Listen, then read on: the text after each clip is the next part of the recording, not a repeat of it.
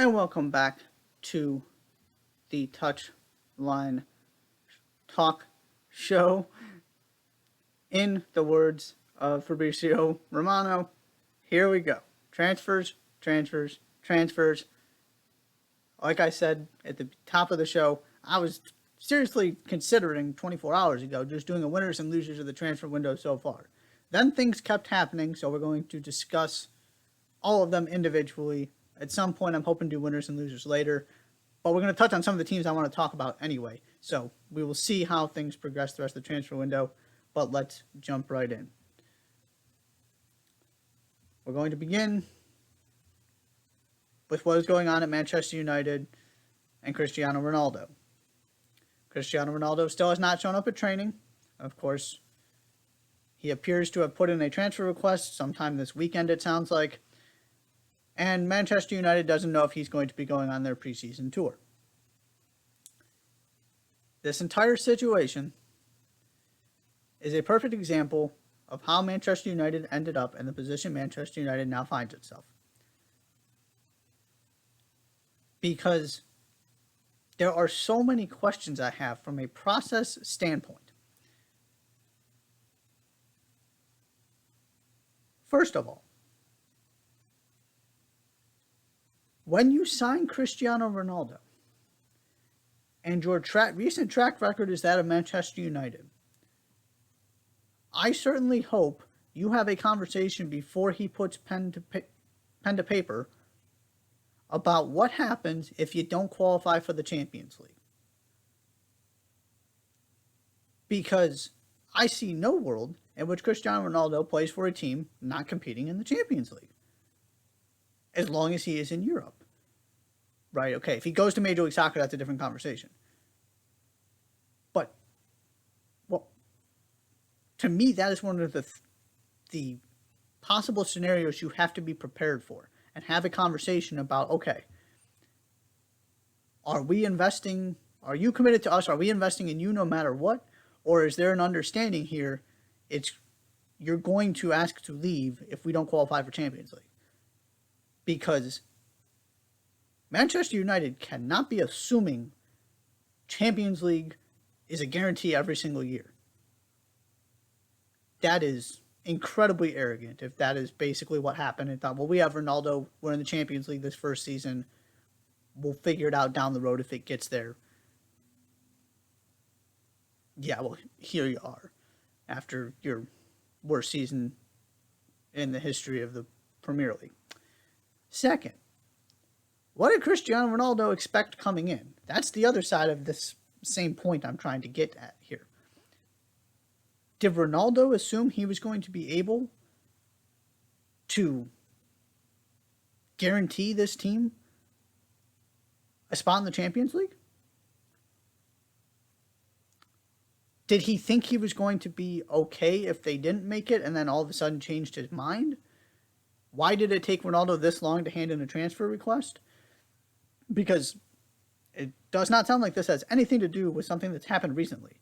This has to do with the fact that Manchester United is now in the Champions League next year, which is an entirely reasonable rationale from Ronaldo's standpoint. I would be stunned if he was happy at Manchester United without a Champions League. But it just seems like neither side actually prepared for this scenario. When United's recent track record, and to a certain extent Ronaldo's, suggested this was a very real possibility. And then the question becomes, so that's the process issues I have of, right, it's not just that Manchester United has made mistakes. It's that arguably the two highest profile transfers and sort of names in this recent era are Pogba and Ronaldo. Both of them look like they might be on their way out. Pogba certainly is. And what is the narrative surrounding both of them? It seems like Manchester United didn't really have a plan. They didn't know what they wanted to do with Pogba. He's played all over the midfield in these different positions. Ronaldo was not suited to be on the team last year And while he doesn't get as much, to me, he doesn't make them better criticism is a little overblown because of how many important goals he scored. But he and Ralph Rangnick's style do not match at all. So it goes back to process of what was the rationale and the thought behind those moves and how they were going to play out and how those players were going to fit into what you wanted to do as Manchester United. Okay, so that's the first part. Now looking forward. If you're Manchester United, I mean, the reports are that they're trying to hold on to him and they're trying to fight this. My question is, what is your incentive in keeping him? Because there's only one answer, and it's the fact he's Cristiano Ronaldo. And to that I say, okay, you're Manchester United. You are that concerned about your brand that you're going to hold Cristiano Ronaldo against his will, basically, because you're worried you can't generate the kind of publicity and money you want without him? What does that say about you as Manchester United?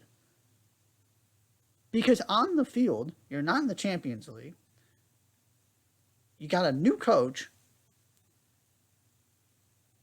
And you have so much work to do. This is a rebuild, not a retooling. How does Ronaldo help you do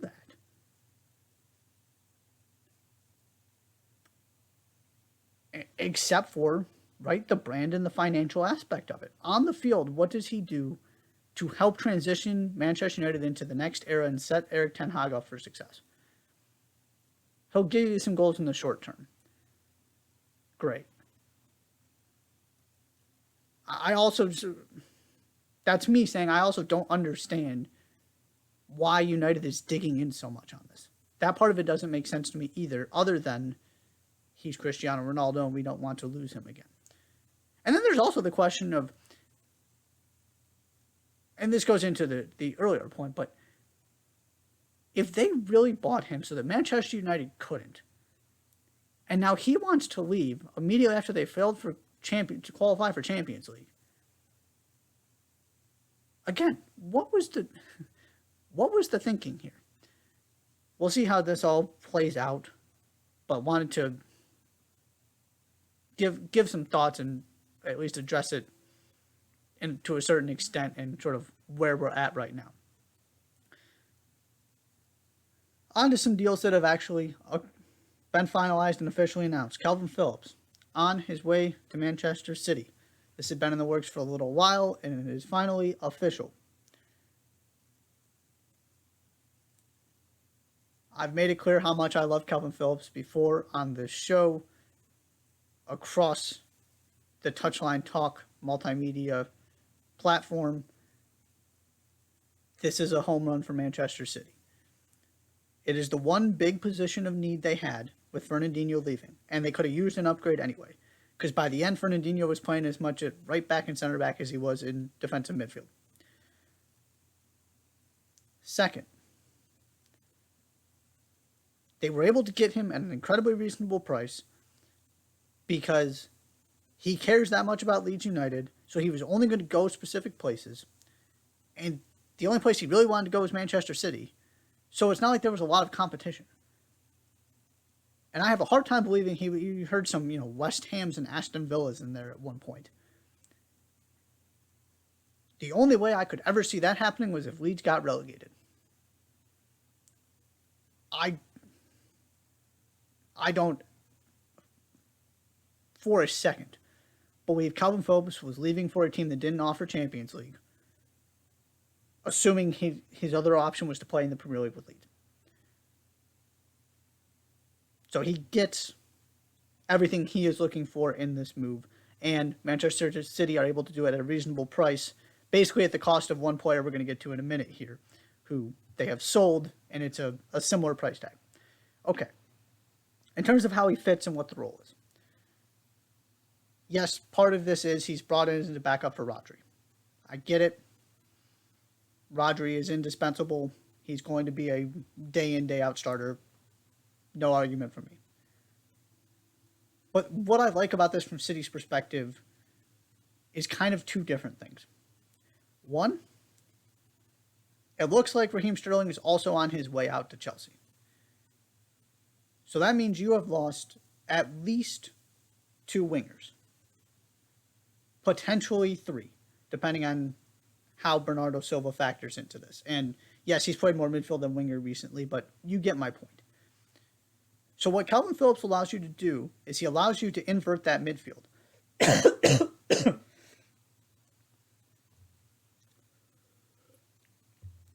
Sorry about that. And play with 2 holding mids and Kevin De Bruyne in front. And then that gives you the opportunity for, Mahrez, Phil Foden, who am I missing? Jack Grealish, to play as those wide players, because now you actually have center forwards too. And he gives you something different than Rodri. Rodri is very much possession, tempo setting, all of that stuff. Kelvin Phillips is more of a destroyer. And to me, his passing is criminally underrated. So those 2 guys together give you this great balance and plenty of defensive cover, both from a controlling tempo and holding onto the ball standpoint. And now you have somebody who's going to cover an incredible amount of ground in Kelvin Phillips.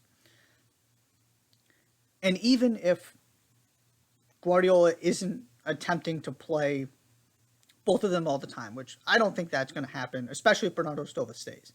Because then you put De Bruyne, Silva, and one of them in there. But Rodri's not playing every game across all these competitions, so Kelvin Phillips is going to get playing time. But as a backup number 6, let's just talk about that part of this for a second. It has to mean something that Marcelo Bielsa saw Kelvin Phillips and picked him as his number 6. Remember, Kelvin Phillips was more of a box-to-box guy than a true holding midfielder until Marcelo Bielsa said, I want you to be my holding midfielder. And there might not be a more demanding position in the entire sport than playing as Marcelo Bielsa's number 6. And he said, Kelvin Phillips is my guy. And then Kelvin Phillips turned that into becoming a regular with the English national team. Can we please stop with the is he good enough to play at this level stuff?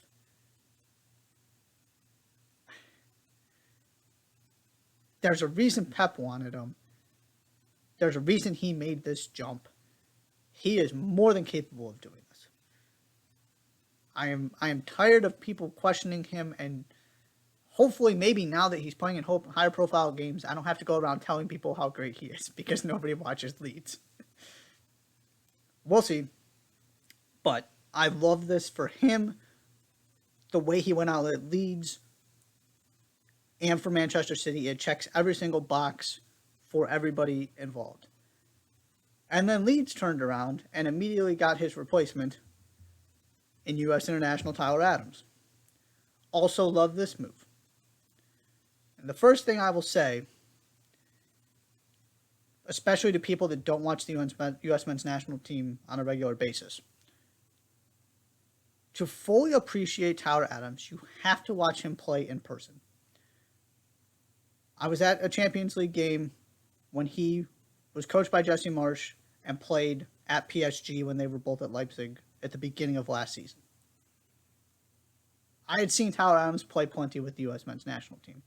Had seen him play with Leipzig. Had seen him play with the New York Red Bulls. It was eye-opening how much of a monster he is in the ground he covers and the way he just pops up everywhere. It is remarkable. So in terms of replacing Kelvin Phillips, this isn't just some dude you're bringing in. This is a guy who's been playing at one of the best teams in Germany and getting on the field fairly regularly. Now, that changed, which is why when Jesse Marsch left and sort of Red Bull Leipzig became something different. And the transformation was complete, where Jesse Marsch looked at it and said, I can't coach this team the way I want to. I thought this was exactly what I wanted in my dream job, and it turns out it's just not. That's when this turned for Tyler Adams too. Because Tyler Adams is very much a Jesse Marsch type of player. So now you need somebody to go cover that position because you just lost Kelvin Phillips. He wanted out. They're reunited again. And I love that Jesse Marsch is betting on himself and his philosophy here, both with Aronson and Adams. Because it's easy to look at it and say, guys he's coached before, U.S. internationals, MLS products. He's just bringing in the U.S. to Leeds, which to a certain extent is probably true.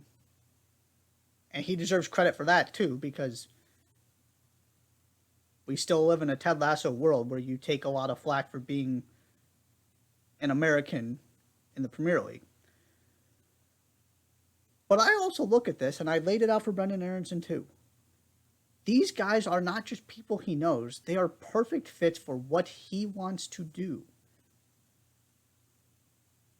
There's a reason he keeps going and getting them.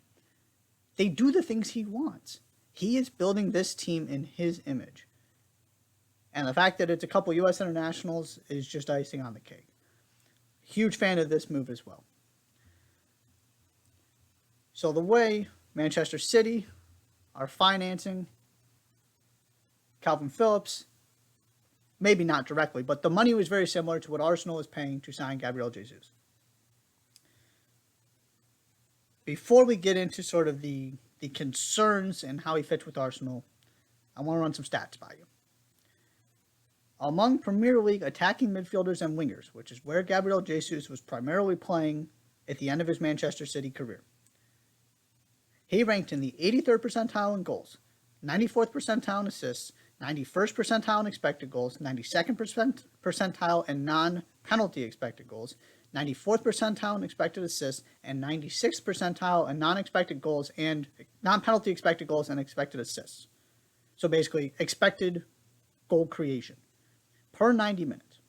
That is among Premier League attacking midfielders and wingers. Because he was never a regular starter, his numbers didn't really look all that impressive.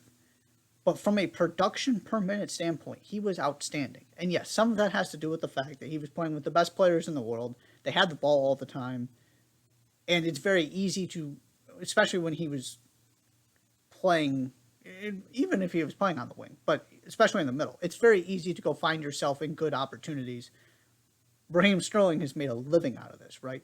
Of just tapping goals, very quality looks because you're passing the ball, pinging it all over the place, and all of a sudden you've got somebody at the back post and it's just there to slide home for you. So I get that. But also 94th percentile in expected assists. He is a very, very good player who is more than capable of being the guy to lead a line at a club like Arsenal. My slight concern here, and it is slight, is how the move back to the middle works. Because it certainly seems like he enjoyed his time on the wing. I certainly hope Arsenal are bringing him to be the number 9. Because if he's out there on the wing, I've got some different questions about this signing and the approach they're taking. But it certainly seems like he's going to be the number 9. Which he's more than capable of doing. It just that's not what he has been recently in his career. I'm not overly concerned about it. If you ask me, if I got to make a prediction, it's going to be fine. He's going to be very good for Arsenal. If it goes wrong, to me, that's part of this, is some sort of clash and discontent about whether it's taking him a long time to sort of get back to being an out-and-out number 9, or he's unhappy doing that. To me, that's where this goes badly if it does, but I don't see that happening. For Arsenal as a whole, this signing gives you an option you feel good about at every position on the field, which is something you could not say about Arsenal in recent seasons. Does that mean there are no places for them to upgrade? Of course not. But if you look at the different positional groups, strikers, wingers, midfielders, center backs, outside backs, goalkeeper. You have one or two players at least you feel really good about in all of those spots. This is coming together, and good for Arsenal for, to the extent they can, sort of doubling down on last season and saying, okay, we need to go figure out the number 9 position. That didn't work for us last year.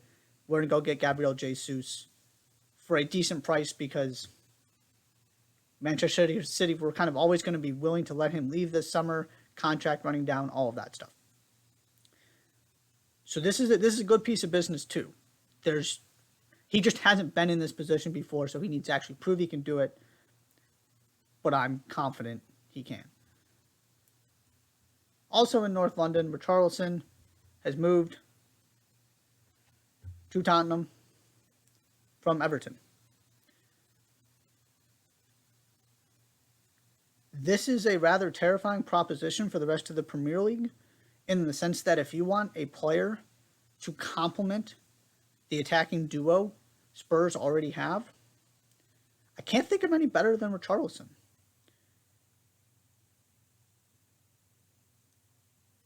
Is he the most productive player in the world? He's going to give you 15 goals next season? No. But just imagine what would happen if Harry Kane picks the ball up and has Son on one side and Richarlison on the other.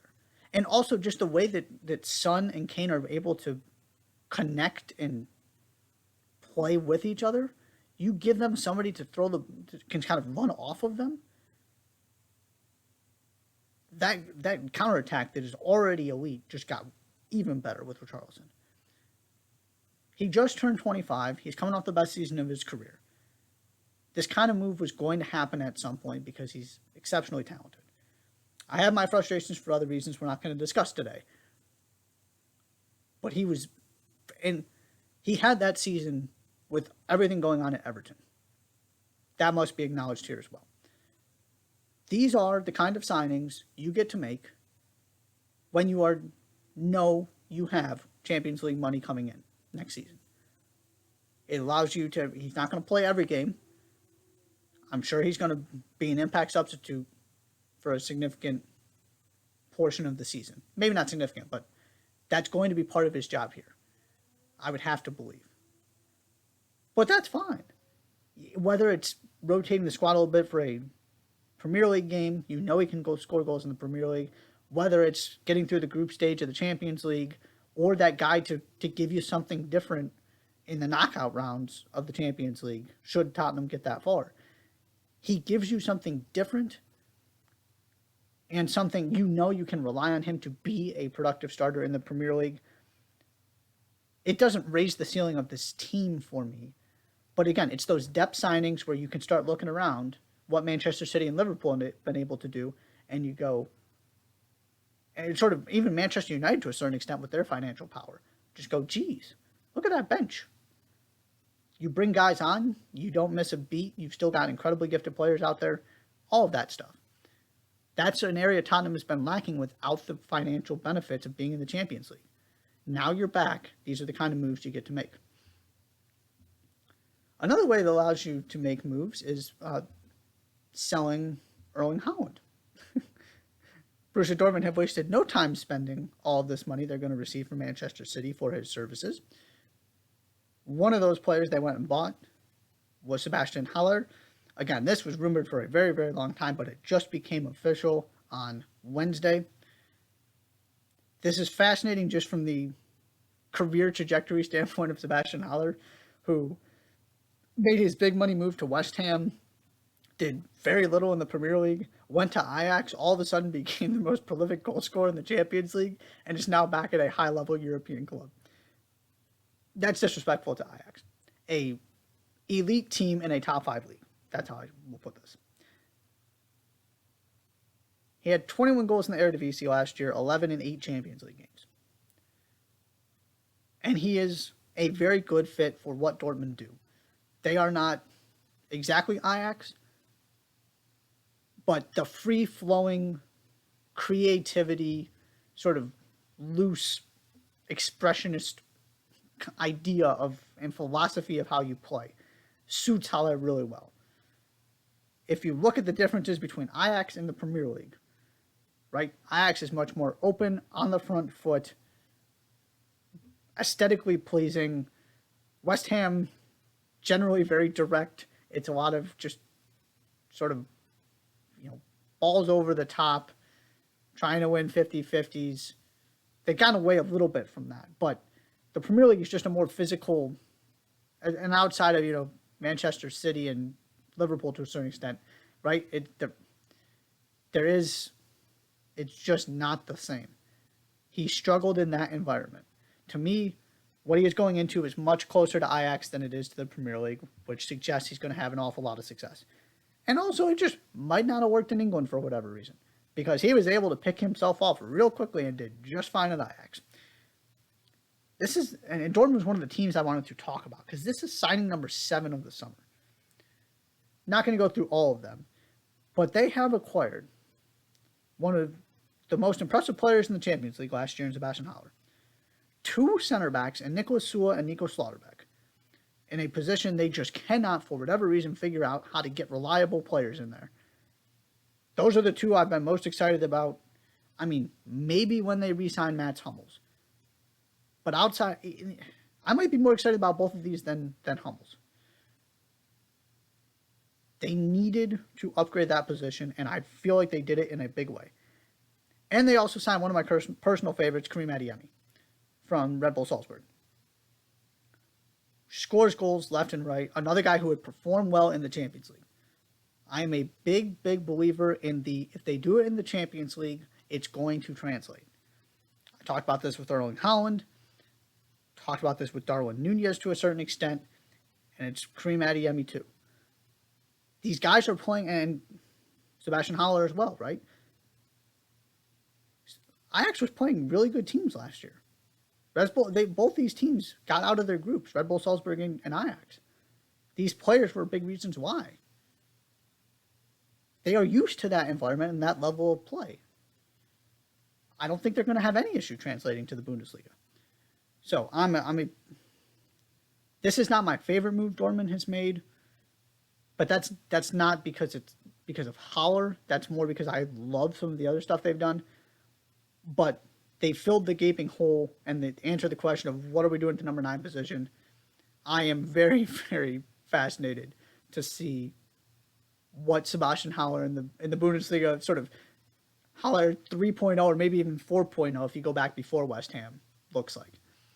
Finally, before we take our break, one more transfer thing I want to address, and it's a trade more than a transfer.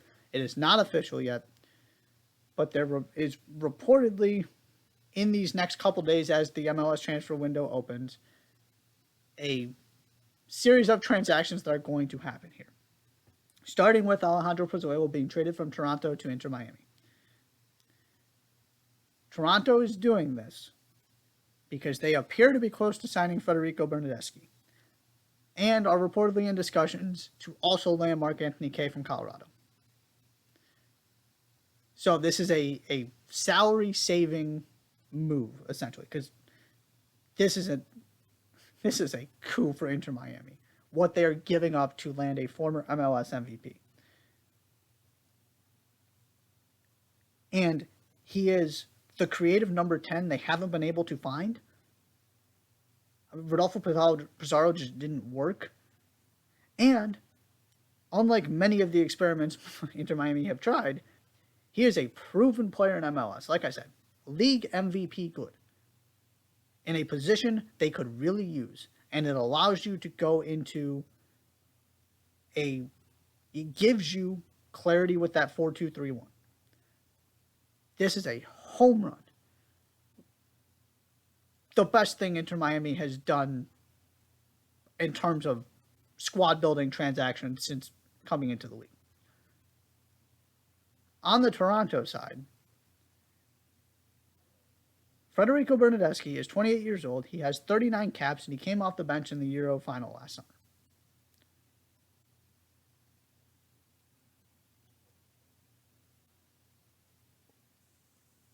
Is this not exactly the kind of player MLS should be targeting from a brand awareness and sort of raising the international profile standpoint.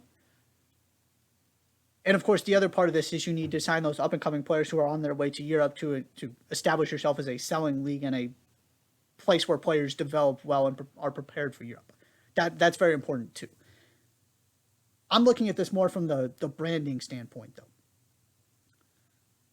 In a league known for being the place where these high profile internationals that spend most, if not all, of their career in the top 5 leagues in Europe, go in their mid to late 30s. Toronto has landed 2 guys who are European champions, if this Bernadowski deal comes to fruition, and still in their prime. Not 32, late 20s.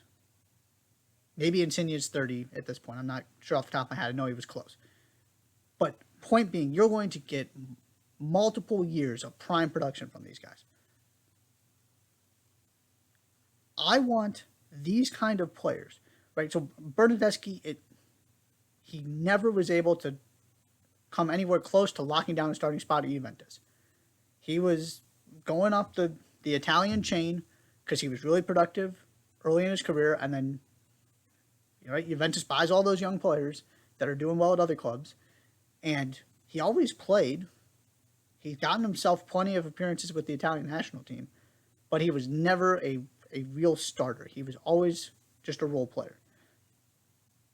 Those kind of players, if they want to have higher, more responsibility and a bigger role, are typically the ones you then see go, quote unquote, down a level, right?